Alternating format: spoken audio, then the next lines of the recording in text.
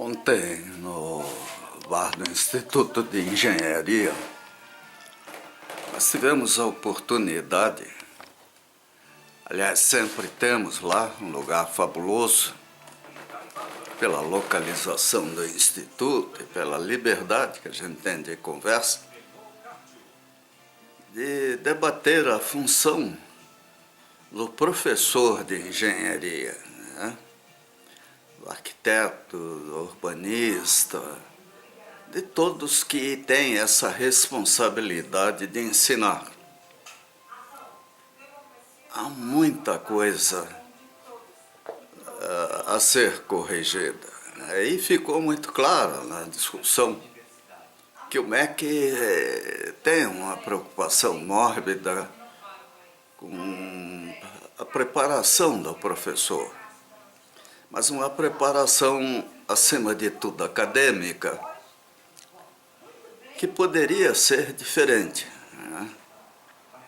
No caso da engenharia, eu posso afirmar que nada substitui a experiência prática, a conhecer, viver o exercício da profissão. Me lembro, na época da Segre, Copel, do I3E, um artigo da I3E, se não me engano, nos Estados Unidos, sei lá.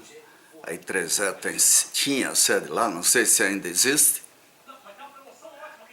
que nada substitui tocar, cheirar, ouvir, lamber, estar junto à instalação, à construção, e principalmente até na manutenção, conhecer. A tecnologia hoje, GPS e outras coisas, ela simplificou demais certas atividades que não são assim tão simples, tem malícias. Eu não esqueço um trabalho que eu fiz de análise da linha entre Curitiba e Ponta Grossa, 230 kV, em que eu conhecia bem. Essa linha, ela abria 10, 12 vezes por ano, uma linha de 230 mil volts, e não era condizente com o nível básico de isolamento dela. Aí eu usei um programa da CESP, se não me engano. Até um amigo achou ruim, porque no trabalho que eu apresentei na Segre, eu não citei isso, esqueci, sei lá. Eu analisei o programa. Naquela época, linguagem de alto nível, o programa era mais fácil, né? Fortran, saudoso Fortran. E deu para ver que no programa existia um lugar, vamos dizer assim, alguns parâmetros que mereciam ajustes até em função do que a gente pretendia analisar. Eu estava na área, nessa época, de análise de sistemas de potência. E recomendei mudanças, ajustes, a Laborgel, famoso, né? A análise da resistência de pé de torre. Só sei que a coisa foi tão bem, deu tão certo, que a linha de 12 passou para abrir, quando muito, 1, 2 vezes por ano. Assim como a minha dissertação de mestrado. Comecei por um assunto teórico, complexo. Era o segundo princípio de Lyapunov aplicado a sistemas de potência. E terminei falando de load shedding, né? Depois eu tinha sido coordenador da comissão. E o meu orientador, o mestre, doutor Banteval Vital das Baliga, ficou entusiasmado com o assunto, né? E foi aí, virou uma barbada fazer meu TCC. TCC não, a minha dissertação de mestrado, né? Que dali com a defesa eu virei mestre. Lá na UFSC. E o resultado, né? Eu peguei a comissão num momento em que ela vivia de reunião em reunião discutindo teoria. Aí numa reunião em Porto Alegre, um engenheiro da C3E, que infelizmente eu não lembro o nome. Aliás, antes disso, os representantes da C3E, né, disseram que o Rio Grande do Sul já tinha tido um sistema de load shedding e funcionava bem, à base de relés eletromecânicos, bem antigos até. Aí nós convidamos o engenheiro mais competente nessa área lá da C3E e ele deu uma aula para nós sobre o relé, sobre o sistema, sobre o que acontecia no Rio Grande do Sul. Resultado, nós saímos dali decididos a implantar o load shedding a qualquer custo.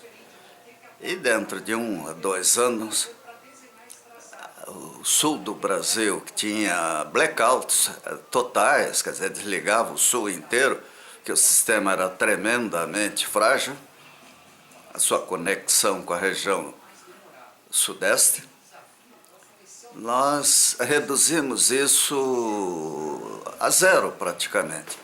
O load shedding evitou durante décadas, e evita ainda no Brasil inteiro, apagões totais, porque ele desliga as cargas em função da frequência, restabelecendo o equilíbrio entre carga e geração. E aí até fez falta, né, na época, Piccioni, que era meu chefe, Francisco Borges Piccioni, falecido, um amigaço, infelizmente morreu numa hora errada, para mim até. Ele queria desenvolver a dissertação sobre desligamento de geração quando houvesse ilhamentos, excesso de geração. Mas ele não deu continuidade ao trabalho dele de dissertação. Foi uma pena, mas a ideia estava lançada. Então, no caso do Bar do IEP, ontem, a presença de um professor, pelo menos um não, eu acho que ali, praticamente, a maioria ali foi professor da Universidade Federal do Paraná, na área civil, eletrotécnica. Eu também fui. A ideia eu insisti na ideia, né, apesar de não participar do debate como eu gostaria, a surdez é um pesadelo, né, e entender mal o que falo é pior ainda, que todos os professores, ao longo do curso, dessem TCCs, né, dedicados a situações práticas. Como eu vi da minha filha, Eliana, lá na Católica, um curso que ela fez alguns anos depois de formada, ela falando da tremenda quantidade de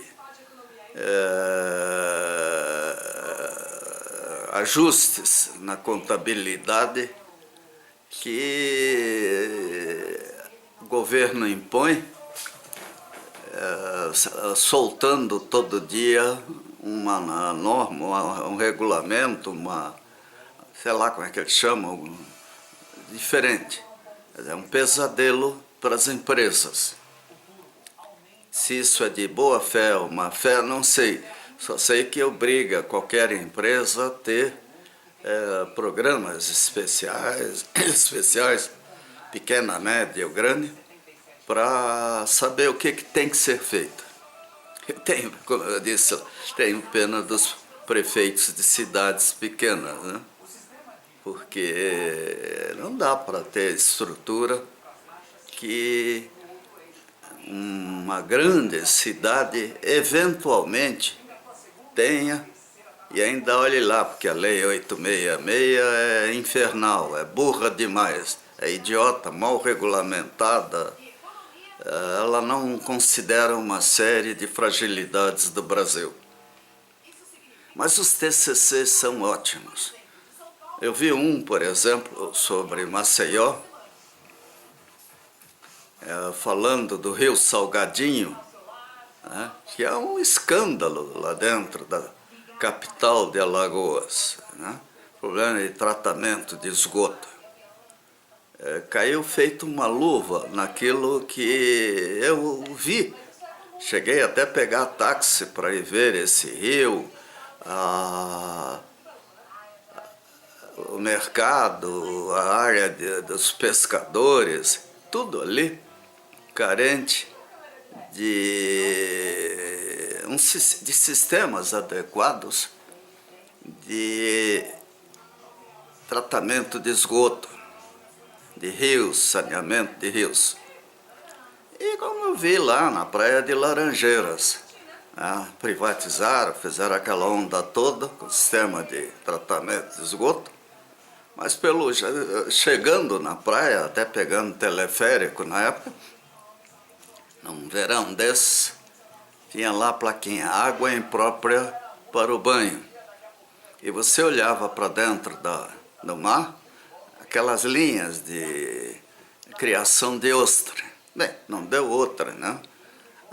Hoje o Brasil está proibido parece que proibiram a produção e exportação, principalmente, de ostras criadas no Brasil. Essa é a consequência da falta de seriedade, né? Na minha opinião, ou de absoluta falta de competência de quem diz que entende. E tem, como a Lava Jato tem mostrado, inúmeros casos de corrupção, de má-fé, de falta de experiência, né? Mas má-fé, a Lava Jato, dentro de uma nova sistemática, com a Polícia Federal, o Ministério Público, o Poder Judiciário dentro de uma estratégia diferente, está fazendo uma faxina no Brasil. É óbvio que isso gera reações, né? Vamos ver quanto tempo dura a Lava Jato. Mas nós precisamos de uma Lava Jato no sistema de ensino, de educação. Aí já não é Lava Jato, seria uma auditoria internacional, até se fosse o caso, de avaliação de técnicas e táticas de ensino, de formação de professores, de laboratórios das universidades, né, faculdades, institutos de educação, de tudo o que nós precisamos para viver com segurança em cidades, em praias, em lugares que a gente, num país tropical como o nosso, procura para viver. Inclusive, né, meios de transporte. Não entra na minha cabeça a deficiência do transporte aquaviário, né? Vamos falar rios, lagos, a costa brasileira, tudo isso carente de uma inteligência e vontade melhor para enfrentar os grandes cartéis que provavelmente estão por aí. Então, gente, valeu ontem a reunião no bar do IEP para ver depoimentos interessantes sobre o ensino do engenheiro.